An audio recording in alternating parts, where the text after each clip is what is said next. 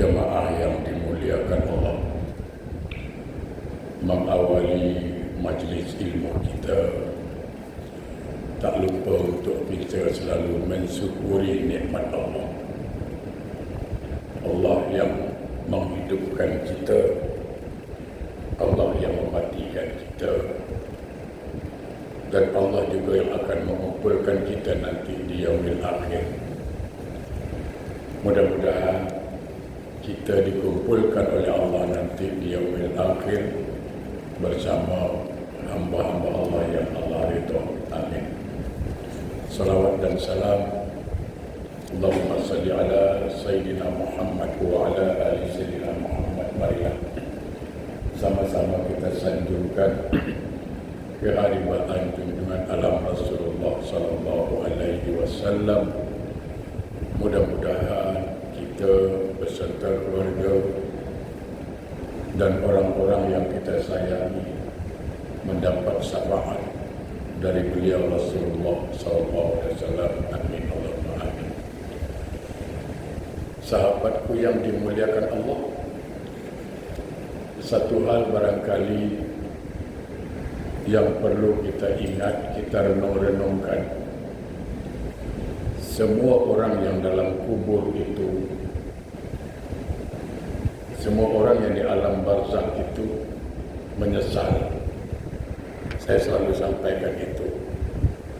Siapapun dia, apakah dia orang alim pun menyesal. Apalagi orang zalim lebih menyesal lagi. Orang baik pun menyesal, orang tak baik pun menyesal setelah di alam kubur atau alam barzakh. Kenapa? Katakanlah orang itu baik, solat tak tinggal, zikir senantiasa, lisannya basah dengan zikirnya, artinya dia ahli ibadah, juga ahli sedekah. Tidak satu pun rukun Islam yang ditinggalkan, semua dilaksanakan dengan baik dan sempurna. Nah, setelah beliau meninggal dunia, masuk kubur, beliau mendapat nikmat kubur. Lalu beliau mengatakan apa? Andai kata aku tahu balasannya macam ini, tentu aku akan buat lebih banyak dan lebih banyak lagi. Menyesal dia kerana buat sikit.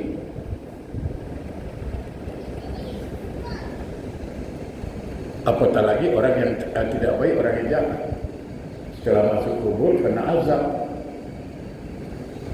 baru menyesal. Andai kata aku tahu azab kubur ini begitu azab, tentu aku takkan buat. Tapi kan dah terlambat, penyesalan dah terlambat. Nah, maksud saya apa? Kita yang masih berada di atas permukaan bumi, mari kita ambil peluang sebanyak-banyaknya untuk mengumpulkan amal-amal soleh buat bekal kita di akhirat. Sahabatku yang berbahagia, perlu kita ingat yang disebut amal soleh itu apa? Apakah setiap ibadah yang kita lakukan itu boleh disebut amal soleh? Belum tentu.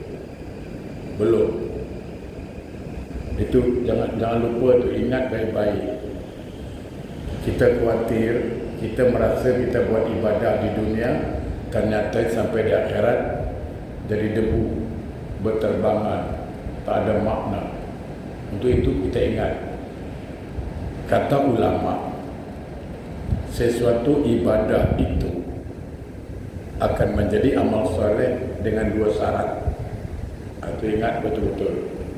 Saya ulang balik biar kita mengerti, faham. Sesuatu ibadah itu dia menjadi amal soleh dengan dua syarat. Kalau dua syarat ini terpenuhi, maka dia jadi amal soleh.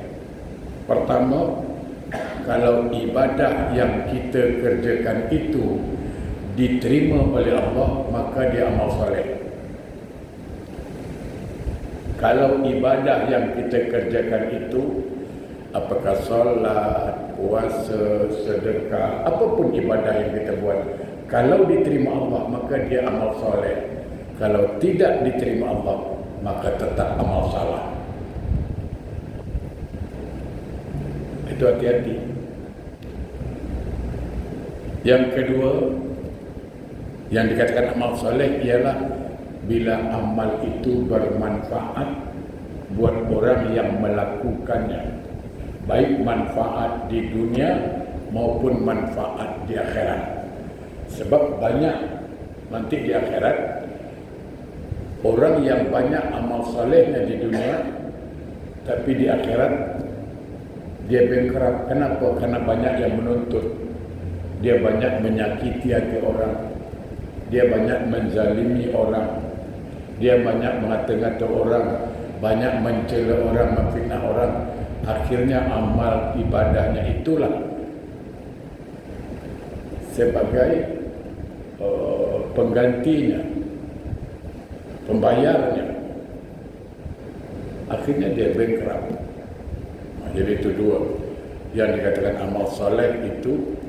Satu, kalau ibadah itu diterima oleh Allah, ya amal soleh. Tapi kalau tak diterima, tetap amal salah. Jamaah yang berbahagia, pada kesempatan yang berbahagia ini, sekedar mengulang-ulang kaji, kata orang, mari kita renungkan firman Allah dalam surah Al-A'raf 172. A'udzu billahi minasy syaithanir rajim. Wa iz akhadha rabbuka min bani Adam min zuhurihim dzurriyyatahum wa ashhadahum ala anfusihim alastu bi rabbikum qalu bala syahidna. Ila akhir ayat. Jamaah, kita ini sebelum masuk ke alam dunia, ada satu alam yang sudah kita lalui, yaitu alam roh dan alam rahim. Itu sudah kita lalui. Alam roh sudah kita lalui, alam rahim pun sudah kita lalui. Nah, ayat yang saya baca tadi, surah Al-A'raf 172, silakan nanti di rumah boleh ulang-ulang kaji, baca-baca surat Al-A'raf 172, di mana Allah Subhanahu wa taala berfirman, ingat, kata Allah, ingat. Kita disuruh ingat, yaitu ketika Allah mengeluarkan dari tulang sulbi anak cucu Adam. Lalu Allah mengambil kesaksiannya, artinya dikumpulkan, dalam riwayat, dalam ilmu tafsir dikatakan dikumpulkan semua ruh-ruh manusia ini untuk apa? Untuk bersaksi. Jadi sebelum kita baca syahadat di dunia ini, di alam ruh kita sudah bersyahadat. Ini yang Allah kata, wa ashhadahum ala anfusihim, ya. Allah mengambil kesaksian terhadap diri mereka. Jadi sebelum kita bersyahadat ini, yang kita baca asyhadu alla ilaha illallah, kita bersaksi tiada Tuhan yang disembah selain Allah, wa asyhadu anna Muhammadar Rasulullah, dan kita bersaksi bahwa Muhammad itu pesuruh Allah atau Rasul Allah. Jauh sebelum itu kita sudah bersyahadat. Menurut Al-Quran, surah Al-A'raf 172. Apa kata Allah? Alastu bi rabbikum. Itu Allah langsung bertanya kepada semua roh, alastu bi rabbikum, wahai roh, apakah kamu semua menerima aku sebagai Tuhanmu? Itu alastu bi rabbikum, apakah kamu semua mau menerima aku sebagai Tuhanmu? Maka semua ruh menjawab, bala Sayyidina. Bala Sayyidina. Ya, kami menerima engkau sebagai Tuhan kami. Oleh karena itu kata ulama, ini kata ulama lah, ketika bayi itu lahir, ada istilah orang tua, budak ni lupa janji, maka dia menangis. Kerana dia baru berjanji dengan Allah, menerima Allah sebagai Tuhannya. Lalu ketika dia lahir ke dunia, dia menangis. Kenapa menangis? Lupa janji. Maka diingatkan dengan azan. Nah, perhatikan baik-baik, tidak ada anak yang menangis ketika diazankan. Walaupun tadi kencang dia menangis, sekuat apapun tangisan bayi, apabila terdengar suara azan di telinga kanannya, dia akan diam. Kenapa? Kerana kalimat Allah itu dia dengar. Itu kata ulama. Baik, sekarang kita masuk pada topik alam barzakh. Alam ruh sudah kita lewati, alam rahim sudah kita lewati. Sekarang kita bincang alam barzakh. Nah, kalau dari alam ruh ke alam rahim,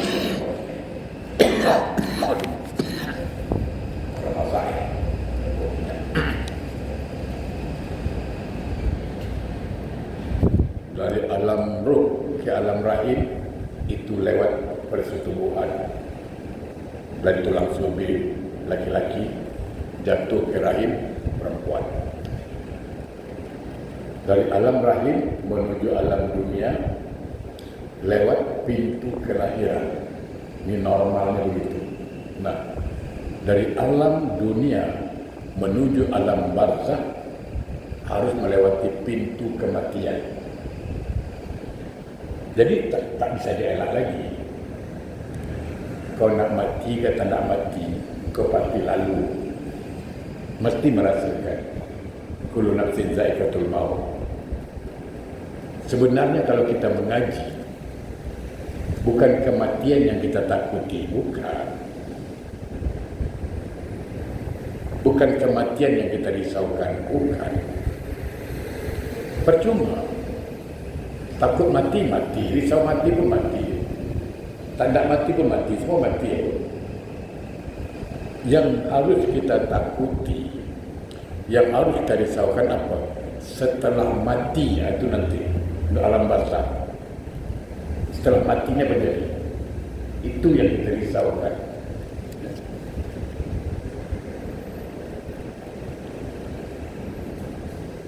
Dalam surat Ar-Rahman ayat 19 sama 20, Allah berfirman, a'udzu billahi minasyaitonir rajim, marajal bahrain yaltaqiyan bainahuma barzakhul la yabghiyan. Dia membiarkan dua laut, yaitu air tawar dan air asin, bertemu. Di antara keduanya ada pembatas yang tidak dilampaui oleh masing-masing. Dalam surah Al-Mu'minun ayat 100, ya, dikatakan wa min waraihim barzakhun ila yaumi yub'atsun. Di hadapan mereka ada alam barzakh sampai pada hari mereka dibangkitkan. Jadi alam barzakh itu pembatas di antara alam dunia menuju alam akhirat. Di pertengahan itu alam barzakh. Semua orang pasti merasakan. Apakah alam kubur itu termasuk alam barzakh? Alam kubur itu bahagian dari alam barzakh. Bahagian. Karena tak semua orang mati di kubur, itu masalah. Kalau sebut alam kubur, ada orang mati tak di kubur, habis di mana? Kalau semua orang dalam kubur kena soal, mesti masuk kubur baru soal malaikat. Habis yang orang mati kat laut di mana? Malaikat tak soal. Ya kan? Habis yang mati dengan jatuh dari pesawat, malaikat tak soal. Soal. Itu. Jadi alam kubur itu bahagian dari alam barzakh. Jadi alam barzakh ini luas. Jadi ketika ada orang mati hanyut, itu dia pindah ke alam barzakh. Jasadnya boleh tak dapat, hilang, atau dia kena bom, mungkin hancur badannya, boleh hancur, tapi rohnya pindah ke alam barzakh. Jadi alam barzakh itu batas antara alam dunia menuju alam akhirat. Apakah kita wajib beriman kepada alam barzakh itu dan berbagai peristiwa di dalamnya? Jawapannya betul, kita wajib beriman. Sebagai seorang muslim, salah satu rukun iman apa? Wajib percaya kepada hal yang gaib. Quran mengatakan, zalikal kitabu la raiba fihi hudal lil muttaqin. Ya. Quran itu petunjuk bagi orang-orang yang bertakwa. Nah, jadi orang yang beriman itu wajib percaya dengan alam barzakh. Jadi saya ulang balik, nanti saya jelaskan lagi. Alam barzakh ini menentukan, dia menentukan sama ada orang ini boleh selamat atau tidak di akhirat nanti.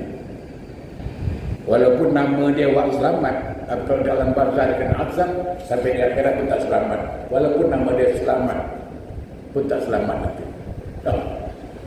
Ya, ada hadis Nabi yang mengatakan, hadis riwayat Ibnu Majah dan At-Tirmizi, innal qabra awwalu manazilil akhirah fa in naja minhu fama ba'dahu aisaru minhu wa illam yanju minhu fama ba'dahu asaddu minhu. Sesungguhnya kubur itu adalah pintu pertama, jenjang pertama menuju alam akhirat. Itu alam kubur. Ya. Jika seseorang selamat di alam kubur, selamat, semua soalan dia boleh jawab, maka alam selanjutnya yang akan datang setelahnya lebih mudah lagi dihadapinya. Jika tidak selamat di alam kubur, sudah diazab, maka yang akan datang alam akhirat yang akan dihadapinya jauh lebih berat. Nah, itu hati-hati. Nah, jemaah yang berbahagia, saya ingin menyampaikan bahawa siapapun kita ini, ya, malaikat mengatakan banyak kajian mengatakan akan ada soalan-soalan kubur, tapi kita akan bahas pada lain kesempatan lah. Jadi andai kata di alam barzakh, di alam kubur kita boleh selamat, boleh jawab semua soalan, kubur kita akan lapang bagaikan taman-taman surga. Itu yang disebut Riyadul Jannah. Tapi kalau kita gagal menjawab soalan kubur, kita diazab, maka kubur kita sempit. Saking sempitnya, bertemu tulang rusuk kiri dan tulang rusuk kanan. Coba saya sedikit mengajak jemaah membuat perbandingan yang ringan sedikit. Apa dia? Barangkali selalu saya sampaikan, jam yang sama, waktu yang sama, lama yang sama, tapi perasaan berbeda. Contoh, seorang banduan masuk penjara pertama sekali, kita tanya dia, bagaimana perasaan engkau malam pertama dalam penjara? 12 jam. Malam 12 jam kan? Dan 12 jam kan? Okey. Bagaimana perasaan engkau malam pertama dalam penjara 12 jam? Apa dia jawab? Tak boleh cakap. Lama. Nak tunggu pagi tu macam bertahun rasa dia. Kenapa? Kerana dia menjalani kehidupan yang disiksa, mengalami hidup yang tidak menyenangkan. Jadi waktu tu berlalu terasa lama. Padahal 12 jam terasa lama itu. Tapi kita tanya pengantin baru macam apa jawapannya? Agak-agak, malam pertama engkau macam mana? Alamak, nak cakap pun susah. Tak sadar dah pagi ya. Tengok. Dia cakap tak sadar dah pagi, kata dia. Yang satu cakap macam setahun, yang satu cakap tak sadar dah pagi. Waktu yang sama, lama yang sama, tapi berbeda perasaan. Kenapa? Kerana suasana tidak sama. Jadi bagi orang yang mendapat nikmat kubur,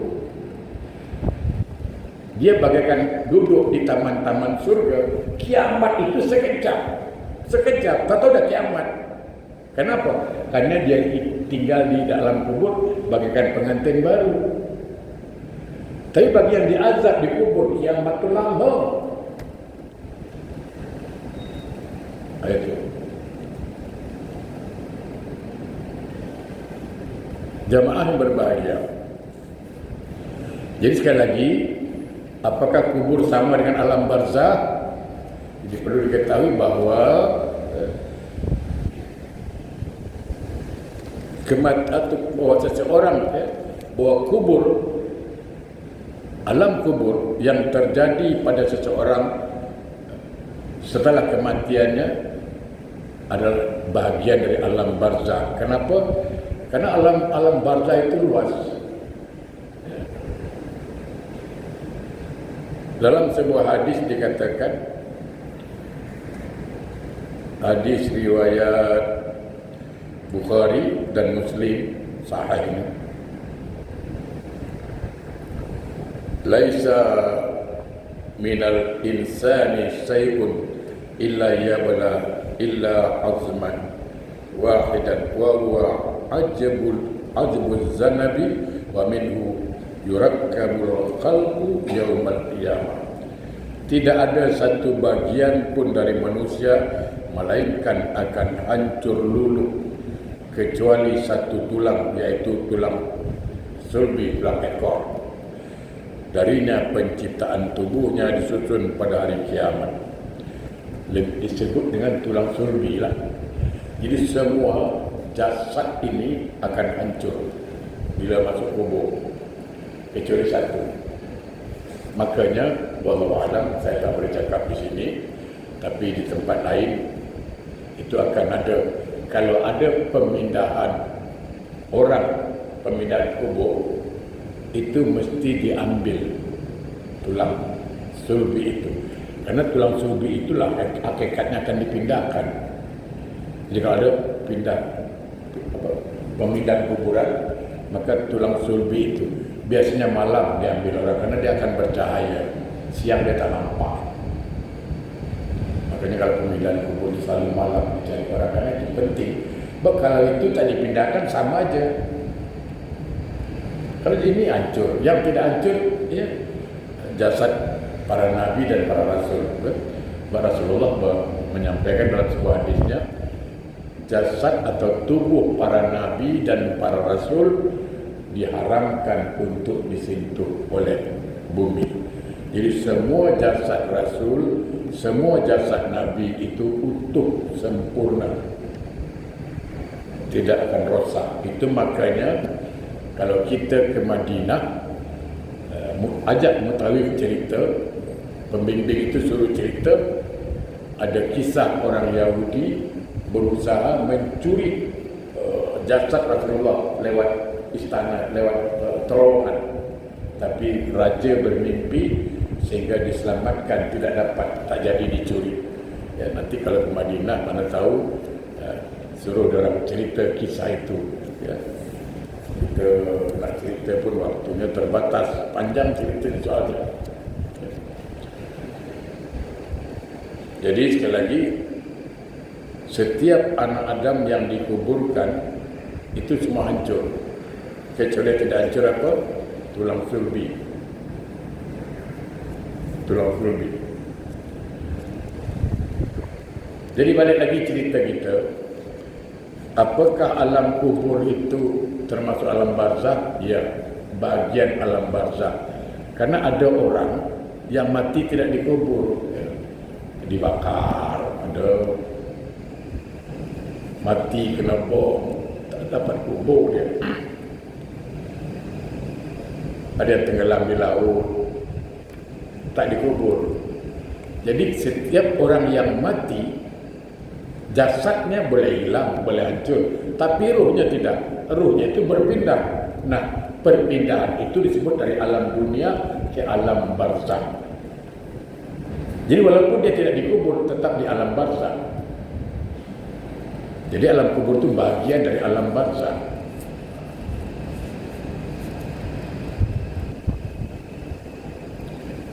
Bagaimana kita ingin mengetahui apa yang terjadi di alam barzakh? Ingat, alam barzakh itu sesuatu yang gaib.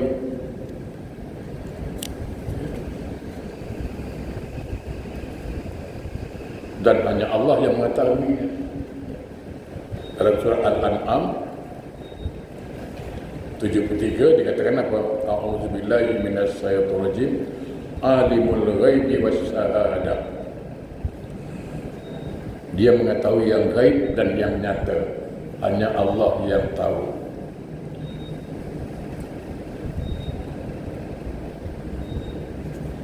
Alam nyata, alam yang ada sekarang ni, nampak dah bagi kita depan mata dan boleh dilihat dan boleh kita bercakap.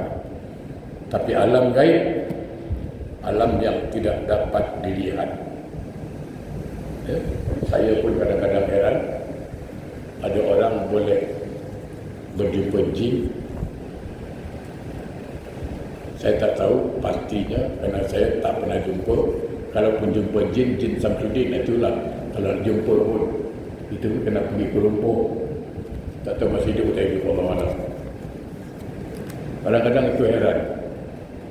Padahal jin itu tidak mampu kita melihat dia, kerana di alam lain dia. Tapi ada orang boleh lihat jin. Yang lebih saya terkejut, ini perlu saya sampaikan. Sekali lagi, saya tidak menyalah-nyalahkan orang, cuma mengajak kita berfikir rasional. Begini, ada orang, cara orang, ya, saya tengok cara dia mengobat dengan memanggil roh. Betul, seolah masuk ke tubuh dia. Saya heran, ya kan? Dia boleh panggil roh, wali lah, roh itu macam-macam sehingga datang. Yang nampak bohongnya apa? Saya sekali lagi, saya tidak ingin menyalahkan orang, memang berat sekali, tapi saya tidak ada logik dari situ melihatnya. Kenapa? Ketika ada yang mengobat itu ditanya, oh dia gitu-gitulah, siapa yang datang itu ditanya, wali Sunan apa gitu lebih kurang, salah satu wali Songo itulah. Itu ditanya, orang Singapura mana tahu dia cakap wali, dia tahu wali lah. Ada cakap wali, ini kakak saya sakit, apa obatnya? Dia mengangguk. Sabar ya, nanti atuk tengok. apa pada dia. Saya tak boleh tahan kalau dah macam ini. Kenapa? Mana ada wali semua cakap Melayu. Ini kadang-kadang dah nampak penipuan. Sejak bila wali semua tu cakap Melayu? Pakai atuk-atuk ni kan tak masuk akal. Wali semua cakap Jawa Piau. Tok Romo. Dia punya ejaan saya hafal tu. Ono cerokok Toto Sawolo Kodo Jojo Mongko Romo. Tu orang hafal saya. Ejaan Jawa tu. A, B, C, D, E kalau kita. Alif Bata Saji kalau orang Arab. Kalau ejaan Jawa pun saya hafal betul. Saya bukan orang Jawa tapi hafal lah. Kerana saya pernah kuliah di Jawa. Ono cerokok Toto Sawolo Kodo Jojo Mongko Romo. Renungkan, kalau boleh dipanggil roh, semua roh itu dalam alam barzah, mana mungkin dia boleh ke dunia? Karena itu batas kematian itu. Contoh, dari alam roh, kita menuju alam rahim. Bila sampai ke alam rahim, tidak mungkin yang di alam rahim boleh kembali ke alam roh. Itu satu. Bila dari alam rahim, pindah ke alam dunia.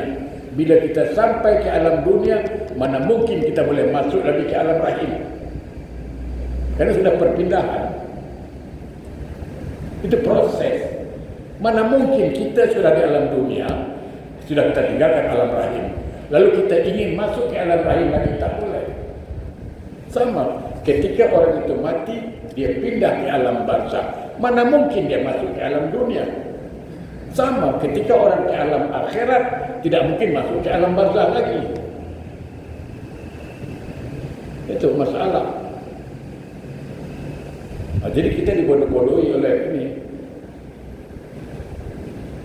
Bayangkan, andai kata di dalam kubur itu, alam barzah itu kan ada pertanyaan. Ada dua. Kalau dia orang baik, orang alim, banyak amal dia, maka kubur itu bagaikan taman surga, min riyatil jannah. Dia mendapat nikmat dalam kubur. Saya kira siapapun lah, kalau dah dapat nikmat bagaikan taman surga, engkau panggil lah macam mana pun dia takkan datang lah. Mana ngapa lah di dunia lagi, dekat dah taman surga. Saya dekat taman jurung aja dah pergi gelang pun tak mau, baru taman jurung. Saya baru duduk kat taman jurung, nak pergi gelang pun nak malas lagi tu lah. Apalagi berada di taman surga, dipanggil, takkan datang. Satu, kalau dia orang tak baik yang sedang diazab oleh Allah, mana boleh minta MC? Tak cuti lah, aku kena panggil dekat orang, karut lah. Nah, lalu siapa yang datang itu? Roh. Jawapannya yang datang itu jin. Kerana jin inilah yang boleh menyerupai, yang boleh mengelabui, yang boleh nipu. Saya pernah lah tengok ada satu hari di hotel, saya diajak ke hotel, jumpa orang pandai. Kata dia, jumpa orang pandai lah, kata dia. Dalam hati saya, bukan orang pandai, kita yang datang ni bodoh. Bukan kita orang pandai, kita datang bodoh. Dia ngobat orang, tiba-tiba suara dia berubah. Ditanya, bukan saya tanya, dia tanya lah, siapa ni yang datang? Putri Gunung Ledang daripada Tangkak tu. Kan dekat tu Tangkak, Putri Gunung Ledang. Saya memang hampir memang tidak percaya, saya sulit dipercaya, ya kan? Jadi sekali lagi, hati-hati ya. Bila berobat pakai pengeras, mana roh? Kalau betul lah itu roh baik, dia tak perlu duit lagi lah, ya kan? Kalau masih minta ayam, nasi baik tak minta pizza dia, ya kan? Jadi zaman berbahagia. Jadi Alam barzah itu termasuk alam gaib dan hanya Allah yang tahu kenyataannya. Ya, kita hanya sekedar belajar, mempelajarinya melalui ilmu Al-Quran dan hadis dan para ulama. Dalam Al-Quran dikatakan apa? Surah An-Nisa 59. Allah berfirman, habis itu. Allah berfirman kepada hamba-hambanya, wahai orang-orang beriman, taatilah Allah dan taatilah Rasul serta ulul amri di antara kamu. Jika kamu berbeda pendapat tentang sesuatu, kembalikanlah kepada Allah, Al-Quran dan Sunnahnya. Jika kamu beriman kepada Allah dan hari akhirat, yang demikian itu lebih baik bagimu dan lebih bagus akibatnya di dunia dan akhirat. Jemaah berbahagia, maksudnya apa? Seandainya ada perbedaan pendapat di antara kita, karena ini alam gaib, ini berbagai pendapat. Seandainya ada perbedaan pendapat, rujuklah kembali kepada Al-Quran, Kitabullah, dan kembali kepada Al-Hadis Sunnah Nabi. Namun saya ingin menjelaskan lagi bahawa setiap kita akan melewati alam barzah itu nanti, pasti. Jadi bukan kematian yang harus kita takuti. Percuma takut mati juga, berani mati juga. Yang kita harus khawatir, yang harus kita jaga, sesudah mati bagaimana kita. Sebab mati bukan akhir dari kehidupan. Mati adalah perpindahan menuju alam yang baru. Jadi jangan cakap, ada orang cakap, aku banyak masalah lah, mati lagi baik, tak ada masalah. Halo bro, kau mati lagi banyak masalah. Kalau dunia selapang ni pun banyak masalah, apalagi alam barzah, kubur yang sempit itu, lagi banyak masalah. Kadang ada orang cakap, aku pening lah hidup ni banyak masalah, ingat mati lagi baik, tak ada masalah.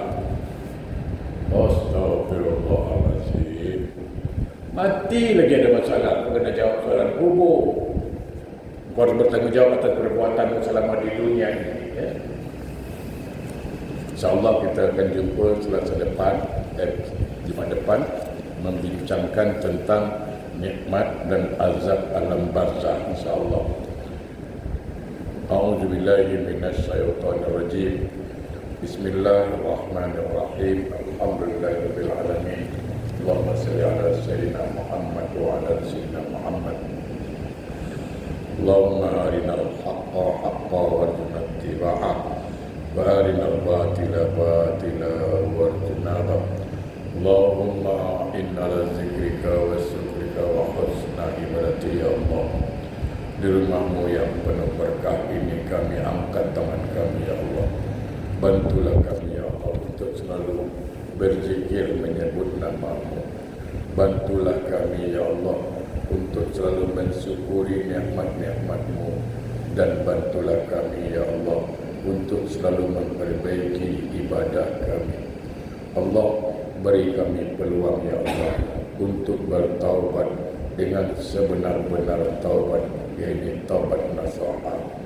Allah, panjangkanlah umur kami dalam taat beribadah kepada-Mu, dan berakhirlah hidup kami dengan husnul khotimah. Lancarkan lisan kami, mudahkan lisan kami ketika meninggal dunia menyebut kalimat tauhid la ilaha illallah. Rabbana zalamna anfusana wa illam taghfir lana wa tarhamna lanakunanna minal khasirin.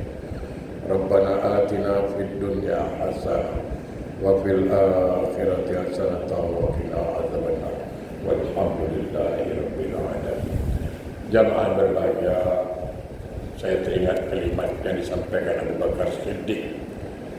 Orang yang mati masuk kubur tanpa berbekal amal soleh sama dengan pergi ke laut tanpa pandai berenang. Jawabannya